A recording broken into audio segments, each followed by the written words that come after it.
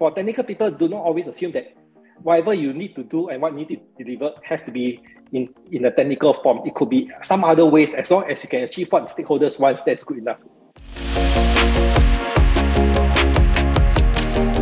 Hello, everyone. Thank you for joining our exclusive Beyond Code series. So Beyond Code is a one-to-one interview with successful techies to inspire fellow developers to take the leap in their careers. We are in conversation with Gibson. We are looking forward to uncovering his adventurous journey of learning, opportunities, challenges, and mistakes. Hi, Gibson. Hello. Hi. Great to have you here. So for everyone in the audience, Gibson is an established Southeast Asia techie, and he's had many successful stints at various organizations. Currently, he's the director of engineering at Mighty Jacks. He's ran his own app and game dev company for close to a decade, and he's led the Southeast Asia engineering team of a very familiar unicorn that we'll get to later. So, Gibson, one interesting thing that came up when we, started off talking to you was that you've been a sailor. Right? Yes, correct. Yes. So I would love to know how your experience was as a sailor the whole 6 years. Okay. So basically, my career was actually kind of unconventional.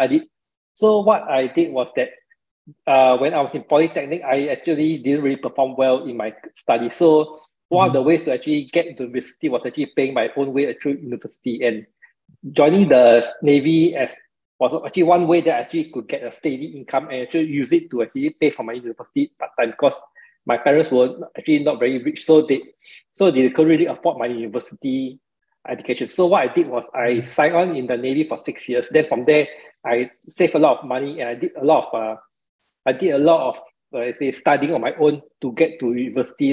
Then once I graduated from my university, which is SIM, that coincided with the end of my contract in the Republic of Singapore Navy. Then I decided to actually venture out into the tech industry. Mm-hmm. Great. And one can say that life is quite like sailing, because you have to depend on the winds to take you where you really have to go. And that was engineering for you. Yes. So just wanted to know, as a young person, as a kid in school, did you always aspire to go to the Navy, or was it something that you came up later? Okay, it was definitely something that came out later. When I was a kid, I was more interested in just basically doing a lot of kid stuff, like playing computer games, which I was basically spending a lot of time with. I was spending so much time playing computer games that basically my studies actually kind of suffered, because it was just playing Nintendo games on Sega, PC games, everything. But then I had a very strong interest in computers and programming as a kid. But I did just some minor programming during my younger days. Yes. Mm-hmm. Right. So maybe that's why you're now working at Mighty Jacks, which is, a company that, I did go through your LinkedIn page, and I saw that it's a phygital company, right? Yes, could you correct. explain to me and the audience what is meant by phygital? I see. Okay, so phygital, basically we are trying to marry the concept of physical collectibles and digital. So what we have is we have actually things like we are creating concepts like multiverse and also NFT ticketing for some of the projects that we have. So we are actually trying to combine physical collectibles with the digital universe itself. So it could be when you scan, we have this proprietary technology where you scan our collectibles, you can actually get an NFT and you can see inside your Mighty Jacks user account. So these are the things that we are actually doing with Mighty Jacks. That's great. And it sounds really interesting to work for as well.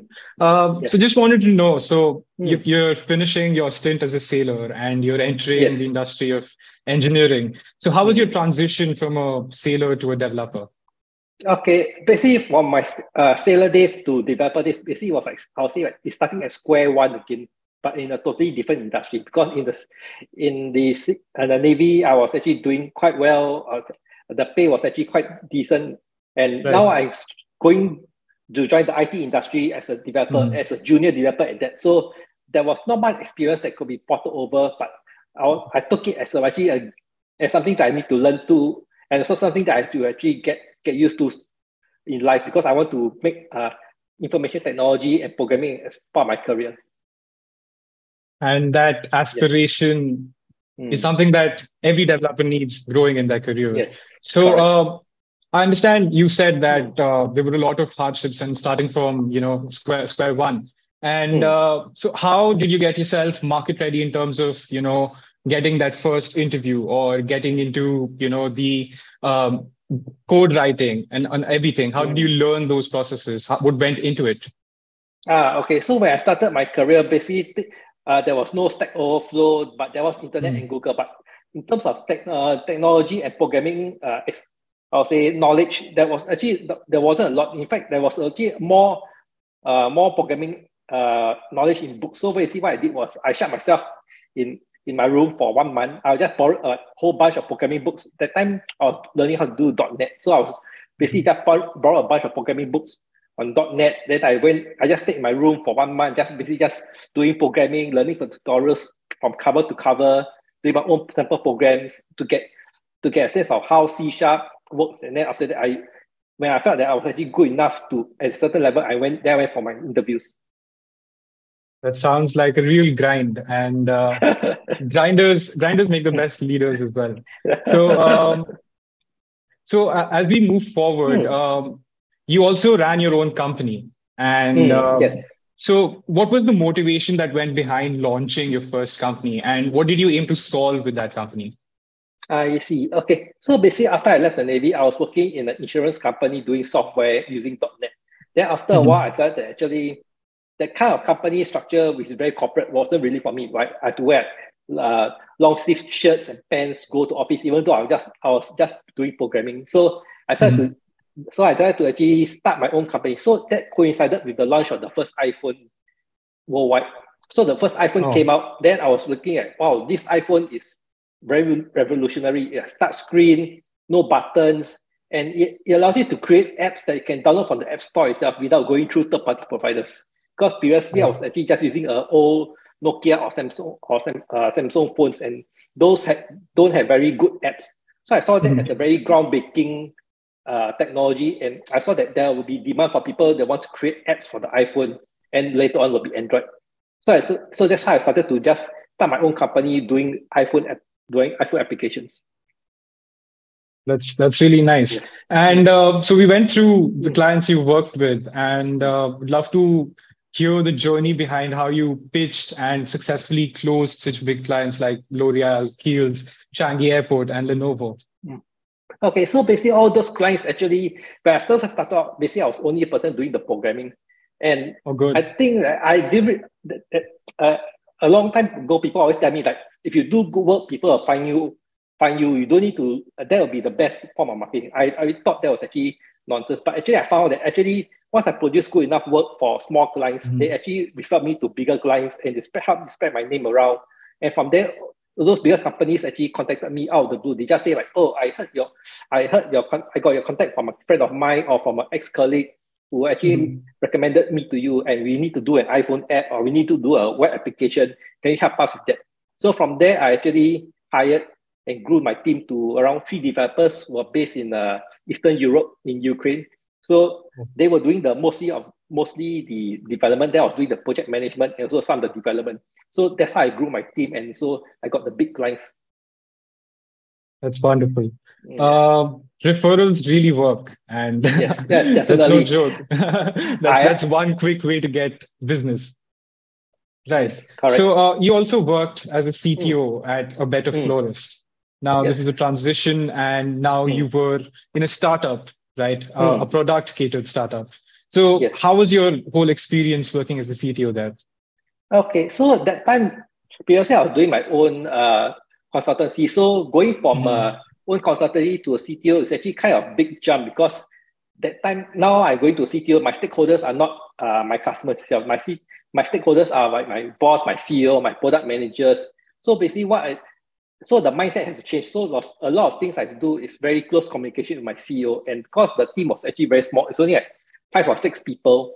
So we learned a lot of things, like in terms of fast, how to produce things fast, how to deploy fast. And it was already very fast moving. And because my boss formerly was from Google, so he taught me a lot of things about SEO, SEM, optimization for for Google technique, and also I learned from my product managers how to adopt a more product thinking mindset instead of just a technical mindset. Because previously I was just like, you tell me what to do, I'll do it for you. Whether it works or not, I'm not sure, but I just deliver what I want and what you need. Yeah. That's it.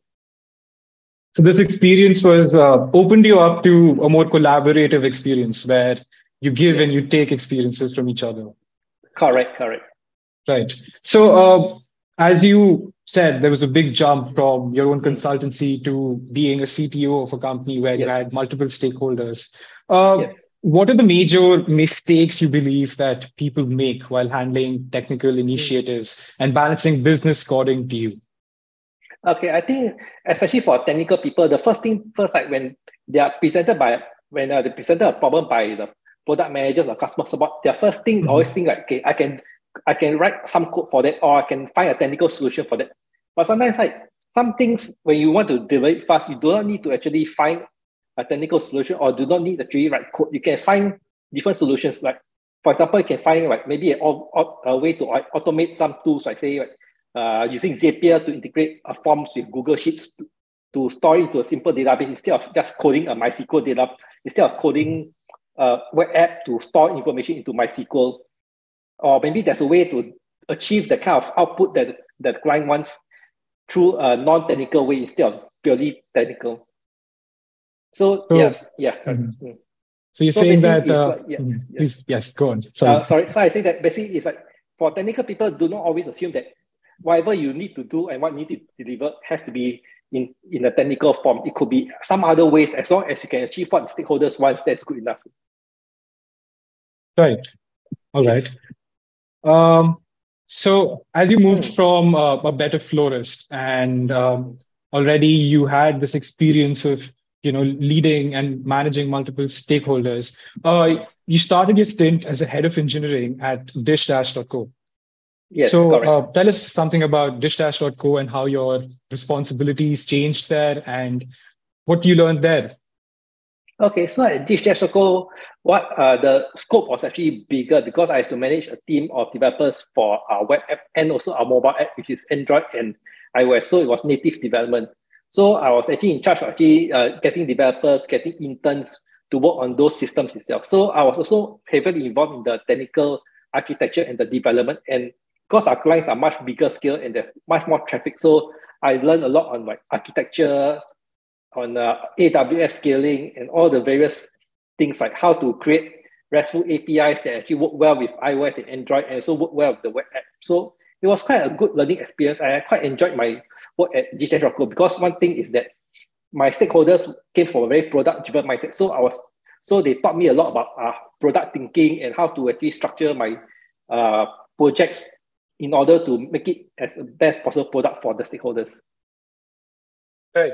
So you probably made a strive towards gaining a more perfection-oriented way of doing things, where everything's catered to the client and the end user.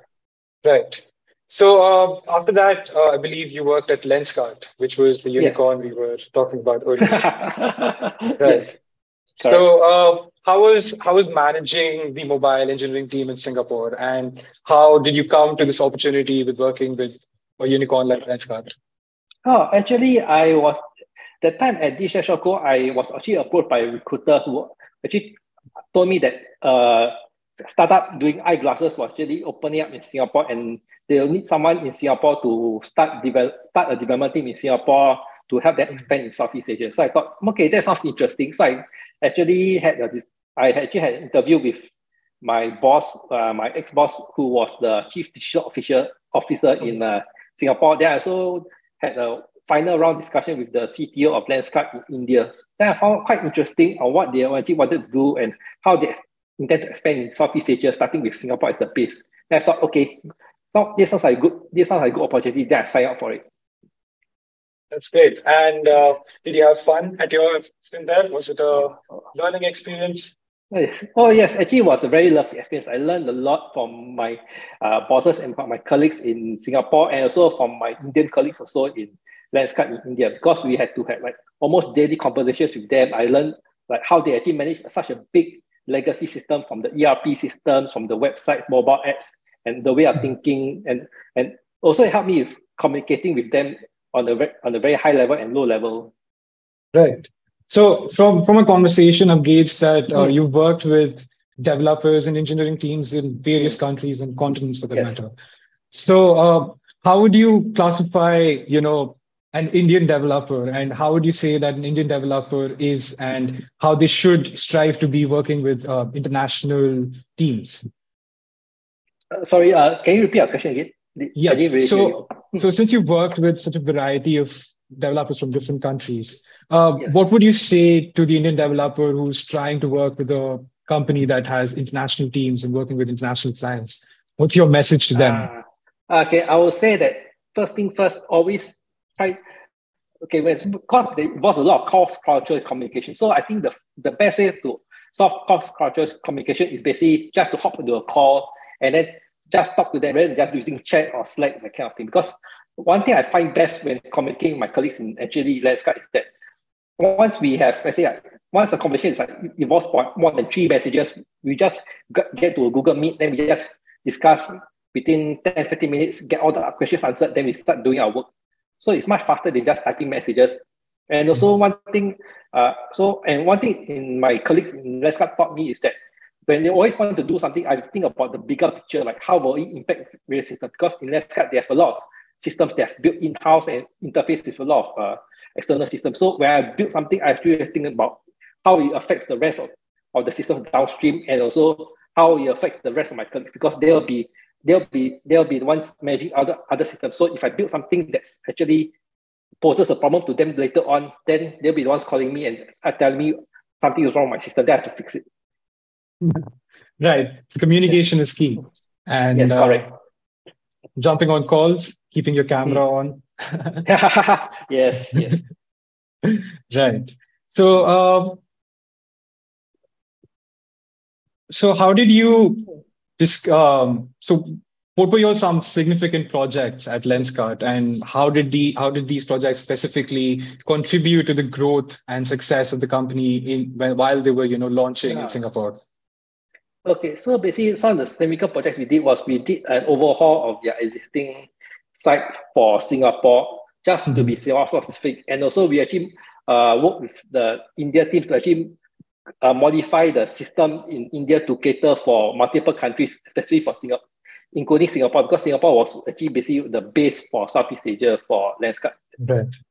Yeah, so we had to, I had a lot of communication and calls in my team in India, and my colleagues also in India. They helped me a lot in terms of telling me how do they structure their work, how they structure their code, their architecture. Then from there, I had my developers talk to them and also find out how to actually best optimize our code so that it works well with their code, and also still serves our stakeholders and customers in Singapore and Southeast Asia. Sounds very interesting. Because looking at it from a perspective of cross-cultural barriers, it's tough to gain success in a completely different culture and having that team there. It's great to see that you've achieved that. Talking about cultures, coming to Mighty Jacks. So I gathered that Mighty Jacks caters to a culture that is, prominent in the Web3 space, and it's something that we'll surely see more and more of as we move forward. So I would say the antique typewriters that would cost a lot of money are being replaced by NFTs and digital art. So what led to you joining Mighty Jacks? Okay, so actually the time I was Landscape, then actually someone from Mighty Jacks reached out to me, then asking me whether I want to join them, because they heard about me. Then they actually need a director of engineering to join them to start their team in Singapore and hire developers. So I was Landscape. I told him why don't you just look for someone first? Then you can't find someone, you just come back to me 4 months time. So after 4 months, actually they told me that actually they couldn't find anyone else. They interviewed a few candidates. Then they said why don't I just try and interview with Mighty Jacks? Okay. Then I went for interview with the COO, CTO, and a few of the management team. And then I realized actually this is quite new and quite interesting. And one thing they're doing e-commerce, which what I've been doing all my career, and also they're doing Web3, which what I was interested in at that time. So I thought this is a good place for me to start my Web3 professional career, because previously I was just doing some hobby projects on Web3 and NFTs, but nothing really professional. So I thought it would be a good idea. So that's why I joined Mighty Jacks. Right. And so since you're the director of engineering there, what are your key Yes. responsibilities? Okay, so basically, I inherited a legacy system from some outsourced vendors in Vietnam. So basically, what my key responsibility at the start was basically set up a team in Singapore, and then also while setting up the team in Singapore, I also have to develop on product initiatives and roadmaps, and also making sure that the legacy system is still stable to support our growth. Right.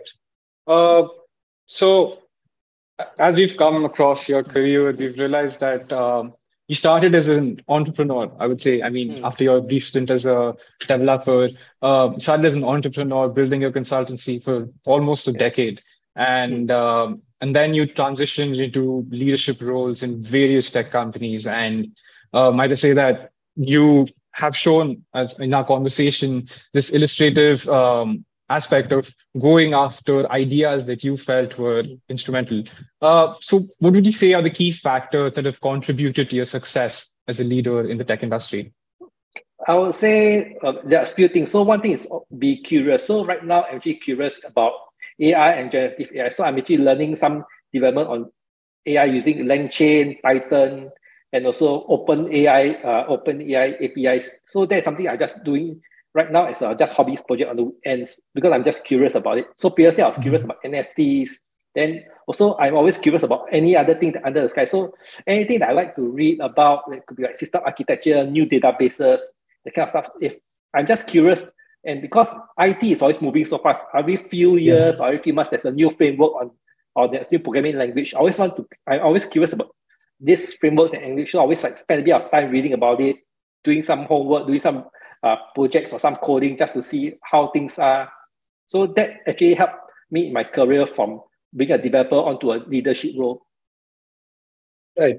So you're saying that being curious is Hmm. what's kept you moving and wanting more Yes. experiences at various companies. Right. Hmm. Yes. Uh, And so you've also mentioned that you've built a Hmm. lot of tech teams and starting a Yes. lot of teams from scratch. Yes. What goes into building a successful tech team? I would say, okay, so from a scratch, I would say having, the what people say is always true. Always good to hire you always have to hire the correct people. So for being a tech team from scratch, what I always do is always try to hire at least someone mid to senior level first. Then from the mid senior level, once I hire them, then I can hire junior levels because once I hire mid senior people who have actually experience in working in the company for actually 3 or 4 years, they are able to help to guide junior developers. So always hire mid senior people. Then after that, I'll hire the more junior developers. Right. Mm. And what do people Mm. usually, as you mentioned, you've worked Mm. with a lot of people. So what have you seen people miss while they're building their teams? Okay, What is a common mistake? I think because in Southeast Asia, it's very common to actually for people to actually hire developers in India, Hmm. Vietnam, Indonesia, Philippines. So I Right. think a lot of people actually they don't really factor in things like the cultural differences, for example. So things like public holidays, like some countries different public holidays from Singapore, from India. So they don't Mhm. factor this in. Communication is so something that that don't really take into consideration. So a lot of people think like, okay, I just tell them what to do and then they'll do it for me. But sometimes that is not the way it works when it comes to managing developers. Sometimes you have to tell Mhm. them like why, or you have to actually dive down into the code and tell them like this way you're doing this way, or the way you're doing your database call is not optimal because of certain reasons. Then you're actually to understand like how they work and also their way of thinking. Right. And yes, definitely. A culture understanding is important while managing teams across borders as well. And while you're in that same respect for the people that are working with you. Yes. So moving forward, so we have a lot of developers as a part of our rebase community at Recro, Mm. and we would love for you to give some advice to these engineers and individuals on how they would advance their careers and scale it.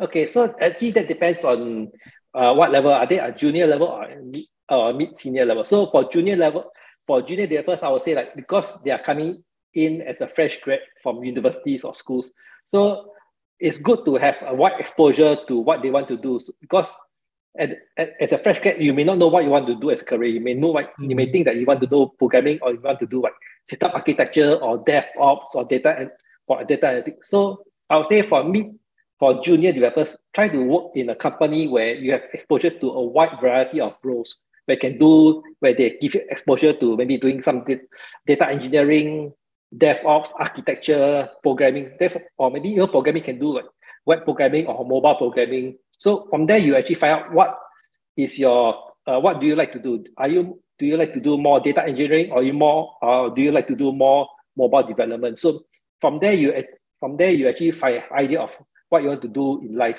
for your career. Then once you come to a mid to senior level, you may think like, do you like to go into the management role where you manage people and also do some technical development, or you want to prefer more of an IC role where you just focus on just development and tech-related stuff, but you don't really focus on managing people itself. So for that, you also need to, I say, experiment between these two lines. Like I know people that actually think that they want to do an individual contributor role, just doing development, but then they find out actually they prefer doing the management and the mentoring of the junior developers role. So they switch over from IC's individual contributor over to engineering manager kind of role, and vice versa. So getting exposure to whatever you want to do can help you shape your career, and then from there you can actually decide where you want to go in life. Right. And that was some lovely advice for the developers who want to scale their careers in engineering teams. What advice would you have for an aspiring entrepreneurial techie, someone who wants to build their own business like you did? Okay, so one of the first few mistakes when I first started my company was that I always think that, okay, if I need to charge them a certain amount and then I need to make sure that I make money and it's comfortable, then I will take on the project. But actually I discovered that for the first few projects do not really focus on the money aspect of like how much you earn and how much profit you make. Just focus on doing a good job.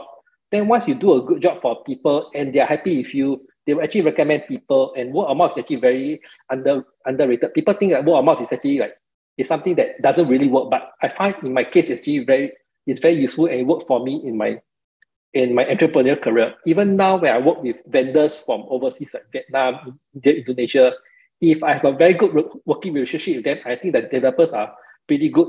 When I go on to a new job and I need some sort of vendors, I'll still go back to the same agency again and ask them like for some development support, because I know that they can be trusted and they can deliver good work. Right. So moving forward, how do you maintain a work-life balance at such a demanding role? Okay. So basically for me,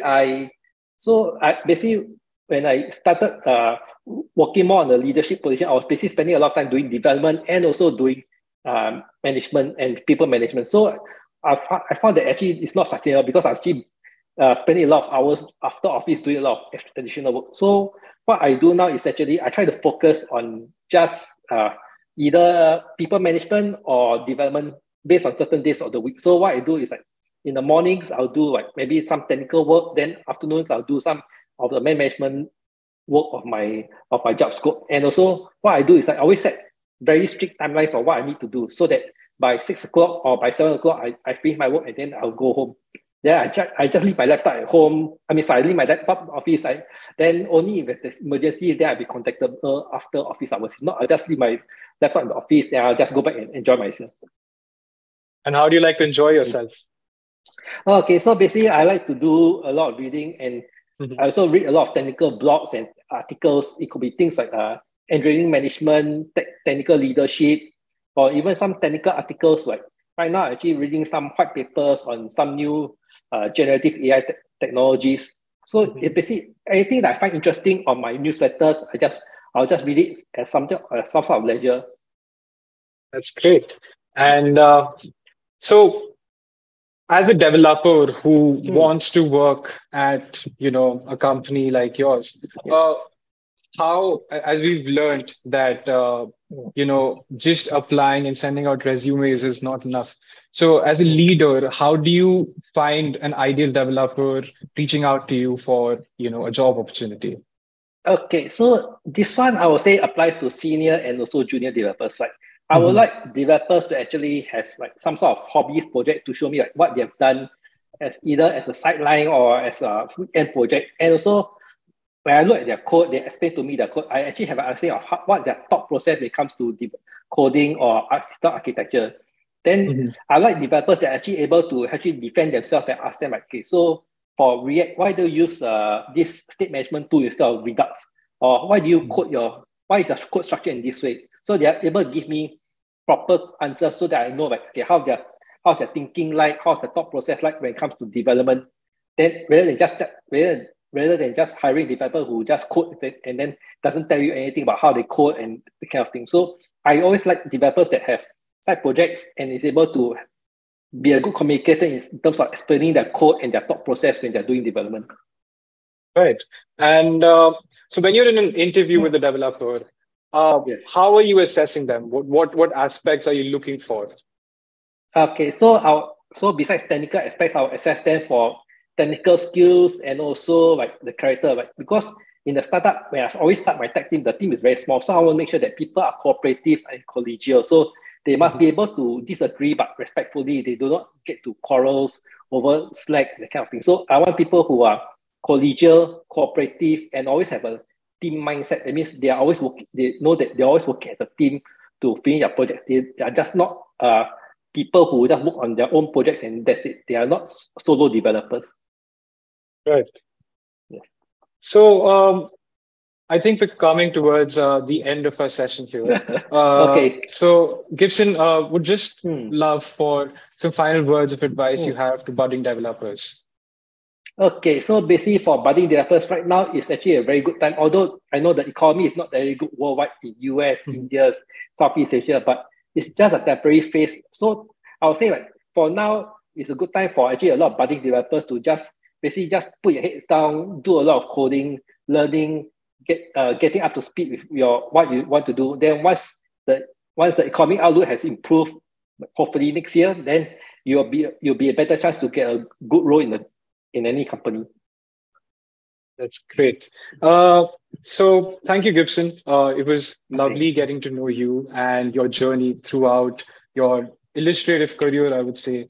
As a sailor, as working in your own company and running your own teams, building your teams from scratch at multiple startups, and now leading a Web3 company as you explore your interests further.